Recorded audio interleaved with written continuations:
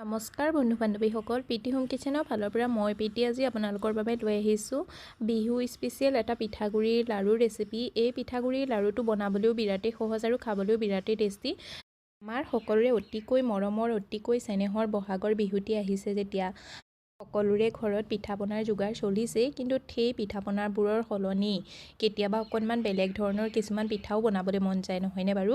তাৰেই মাজত আজিৰ এই পিঠাগুড়িৰ লাৰুটো হয়। এইটো দেখিবলৈ ৰসগোল্লাৰ নিচিনা বা লালমোহনৰ নিচিনা আপোনালোকে যি বুলিয়ে ক'ব পাৰে, বা ভাপত সিজোৱা পিঠা বুলিও ক'ব পাৰে। বহুতেই টেষ্টি হয় এই পিঠাটো আৰু বনাবলৈও একেবাৰে সহজ। তাৰ কাৰণে মই 2 কাপ পিঠাগুড়ি লৈছোঁ। পিঠাগুড়িটো কেঁচা পিঠাগুড়ি, যদি আপোনালোকৰ ভাজা পিঠাগুড়ি হয় তেতিয়াহ'লে পিঠাগুড়িখিনি ভাজিবই নালাগে আৰু সোনকালে হৈ যাব। মই এতিয়া পিঠাগুড়িখিনি ভাজি ল'ম। পিঠাগুড়ি ভাজিব সকলোৱে জানেই। 3-4 মিনিটমানৰ কাৰণে ল' ফ্লেমত মই পিঠাগুড়িখিনি ভালদৰে ভাজি ল'ম।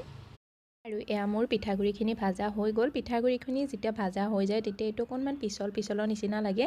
যিসকলে পিঠাগুড়ি ভাজিব নাজানে তেওঁলোকেও ভাজিব পাৰিব, একেবাৰে সহজ হয়। মানে কেঁচা পিঠাগুড়িটো অকণমান আঠা নিচিনা থাকে আৰু যেতিয়া ভাজি দিয়া হয় সেইটো একদম পূৰা শুকান হৈ যায়। এতিয়া মই পিঠাগুড়িখিনি এখন প্লেটত উলিয়াই পেলাই থৈ দিম আৰু সেইটো কেৰাহীতে মই আধা কাপ চেনি লৈ লৈছোঁ। চেনিটো পৰিমাণটো আপোনালোকে মিঠাটো নিজৰ হিচাপ অনুসৰিও এড কৰিব পাৰে। মই আধা কাপ চেনিৰ কাৰণে মই 1.5 কাপ গাখীৰ লৈ লৈছোঁ। গাখীৰটো মোৰ ৰুম টেম্পাৰেচাৰৰ গাখীৰ হয়, একেবাৰে গৰমো নহয় একেবাৰে ঠাণ্ডাও নহয়। এতিয়া মই এইখিনি অকণমান উতলিবলৈ দিম।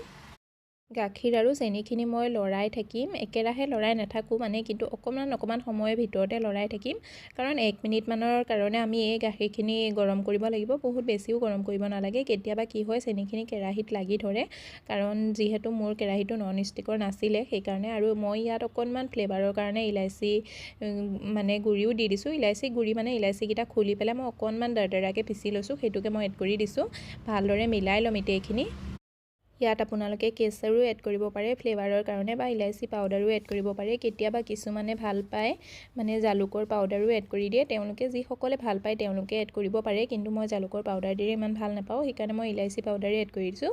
আৰু গাখীৰখিনি দেখিছেনে অকণমানকৈ উতলিবলৈ লৈছে, মানে গাখীৰখিনি অকণকৈ ফুট আহিছে। তেনেকুৱাতে মই যোনখিনি পিঠাগুড়ি ভাজি থৈ দিছিলোঁ সেইখিনিও এড কৰি দিম। পিঠাগুড়ি এড কৰি একেৰাহে লৰাই থাকিম আৰু এইটো একদম এটা ডো নিচিনা বনাই ল'ম। মানে যিটোত আমি ইয়াৰ পৰা ৰসগোল্লা বা লালমোহন বা পেৰা বনাব লাগিব, তাৰ কাৰণে এইটো একদম পূৰা টাইট ডো কৰি ল'ম। এই প্ৰচেছটোত যদি আপোনাৰ গাখীৰটো অকণমান কমৰ নিচিনা পায় তেতিয়াহ'লে অকণমান গাখীৰ আৰু এড কৰি দিব পাৰে, কিন্তু মোৰ জোখৰ আছিলে। আৰু এতিয়া মই এইখিনি উলিয়াই থৈ দিম এখন প্লেটত, একদম ভালদৰে ঠাণ্ডা হৈ যাবলৈ দিম।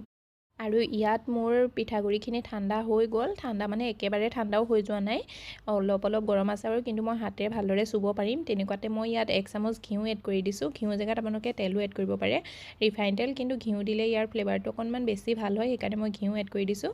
আৰু ঘিউ এড কৰি আটাখিনি একদম ভালদৰে পিঠাগুড়িখিনি ভালদৰে সানি ল'ম, যাতে এইটো একদম চিকনা হৈ যায়। মানে আমি ইয়াৰ সৰু পেৰা বনাব লাগিব। সেই পেৰা হওক বা ৰসগোল্লা হওক বা লালমোহন যি চেপতে নবনায় আপোনালোকে সেইটো বনাব লাগিব। তাৰ কাৰণে আটাখিনি একদম আকৌ আটা বুলিয়ে কৈছোঁ, পিঠাগুড়িখিনি একদম পূৰা চিকনা কৰি ল'ব লাগিব। আৰু এয়া দেখিছেনে মোৰ পিঠাগুড়িখিনি ধুনীয়াকৈ চিকনা হৈ গ'ল। যদি আপোনালোকৰ এই প্ৰচেছটোত যদি লাৰু বনাবলৈ অকণমান অসুবিধা হয় তেতিয়াহ'লে ইয়াত অকণমান গাখীৰ আৰু এড কৰি দিব পাৰিব। যদি বেছি ঢিলা নিচিনা পায় তেতিয়াহ'লে অকণমান পিঠাগুড়িও এড কৰি দিব পাৰিব। এতিয়া মই অকণমান ষ্টাফিং হাতত ল'ম আৰু এখন হাতে পূৰা মোহাৰি দিম। মোহাৰি পেলাই এইটো গোল কৰি পেলাই মই এটা চিলিণ্ডাৰ শ্বেপত বনাইছোঁ। আপোনালোকে ইয়াৰ শ্বেপটো নিজৰ হিচাপ অনুসৰি দিব পাৰে। এইটো দেখিছেনে কিমান ধুনীয়াকৈ বনি গৈছে। মানে এইটো ইয়াত মানে অকণমান ফাটা চিটা থাকিলেও কোনো প্ৰব্লেম নাই, কাৰণ আমি এইটো ফ্ৰাই নকৰোঁ, যিহেতু আমি এইটো ৰসগোল্লা বা লালমোহন একো নবনাওঁ আজি। এইটো দেখিবলৈহে ৰসগোল্লা লালমোহনৰ নিচিনা, আপোনালোকে এতিয়া ৰসগোল্লাৰ নিচিনা ক'ব পাৰে। আৰু যেতিয়া আমি এইটো আগৰ কামখিনি কৰিম তেতিয়া এইটো লালমোহনৰ নিচিনা হৈ পৰিব। এইবাৰ বিহুত যদি আপোনালোকে ভাবি আছে যে নতুন ধৰণৰ কিবা এটা মিঠাই বনাওঁ বুলি, তেতিয়াহ'লে আপোনালোকে এই ভিডিঅ'টো চাই পেলাই এই পিঠাগুড়ি এই লাৰুটো বনাব পাৰে, বহুতেই ধুনীয়া হয়। যিসকলে কুকিং একেবাৰে নাজানে তেওঁলোকেও এই ভিডিঅ'টো চাই পেলাই এই লাৰুটো বনাব পাৰিব। আৰু এয়া চাওক, চেম প্ৰচেছত মোৰ গোটেই লাৰুখিনি বনাই হৈ গ'ল। এতিয়া মই 1 বাতি গুড় লৈ লৈছোঁ আৰু 1 বাতি গুড়ত মই আধা বাতি পানী লৈছোঁ। মানে যোনটো বাতিয়ে মই গুড় লৈছোঁ সেইটো বাতিয়ে আধা বাতি মই পানী লৈ থৈছোঁ। ইয়াত কোনো জোখৰ কথা নাই, ইয়াৰ টেষ্টটো আপোনালোকে নিজৰ হিচাপ অনুসৰি এড কৰিব পাৰে। এতিয়া মই ভালদৰে এইখিনি মিলাই ল'ম। মিলাই পেলাই একদম ধুনীয়াকৈ গুড়খিনি গলি যোৱালৈকে এইখিনি মিলাই থাকিম। আৰু এই গুড়খিনি মিলাওঁতেও গেছৰ ফ্লেমটো হাই কৰি নিদিব, একেবাৰে ল' ফ্লেমতে গুড়খিনি গলাব।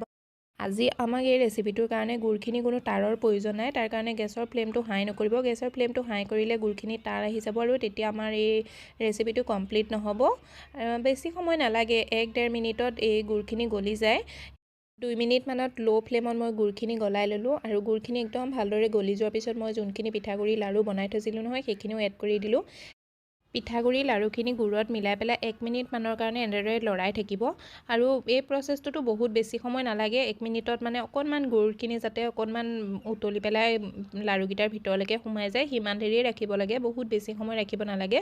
কিন্তু এই প্ৰচেছটোত সদায় লৰাই থাকিব, নহ'লে কেতিয়াবা গুড়খিনি টান আহি গ'লে তলত লাগি ধৰিব পাৰে। আৰু এয়া চাওক 1 মিনিটত মোৰ এই লাৰুখিনি হৈ গ'ল। মই এতিয়া এইখিনি উলিয়াই ল'ম।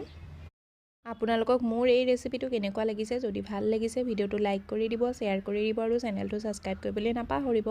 লগতে বেল আইকনটো প্ৰেছ কৰি দিব এনেকুৱা ভিডিঅ'বোৰ আগলৈও পাই থাকিবৰ কাৰণে। এইবাৰ বিহুত নতুন যদি কিবা বনাব বিচাৰিছে তেতিয়াহ'লে এই ৰেচিপিটো আপোনালোকৰ কাৰণে। যিসকলে কুকিং নাজানে তেওঁলোকেও বনাব পাৰিব। ভিডিঅ'ত দেখুওৱা প্ৰতিটো ষ্টেপ ফ'ল' কৰি আপুনি এবাৰতে একদম পাৰফেক্ট জোখৰ লাৰু বনাই ল'ব পাৰিব। এই লাৰুটো আপোনালোকে কি নাম দিব মোক জনাবচোন কমেণ্ট কৰি।